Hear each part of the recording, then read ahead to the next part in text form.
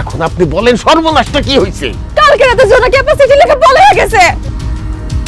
আর কোনো চিন্তা নাই, আর কোনো টেনশন নাই, আমি জোনাকিরে ধরে নিয়ে আসছি। তোমার এই ভাগনা বাইচা থাকতে তোমার মান সম্মান জীবনে নষ্ট হতে দিব না। আমি এক্ষুনি সিদ্দিক ভাইকে ফোন দিতেছি যাতে আগামীকালকেই তারা জোনাকিরে দেখতে আসতে পারে। তোমার ভালোবাসা আমি ভুল করছি, এখন মনে হইতেছে আমি জীবনে তোমার আর পাবো না। তুই যেমন আমারে ভালোবাসোস, আমিও তো তোরে ভালোবাসি। জোনাকি,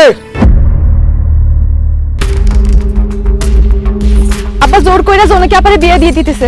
আজকে রাতে জোনাকি আপার বিয়া। আপনি কোন সাহসে আমার বউরে আরেক জায়গায় বিয়ে দিতেছেন? তোর বউ? অনেক আগেই আমি আর জোনাকি বিয়ে করে ফেলাইছি। আমার বউয়ের বড় ভাই হইয়া পার পায়ে গেলেন আমার ছেলের গায়ে হাত দিয়া। যে কেউ আমার ছেলের গায়ে হাত দিব আমি তারে 10 হাত মাটির নিচে পুইতে ফেলামু। আমি জীবনে বাইসা থাকতে আপনারে আর ভাই বইলা পরিচয় দিব না।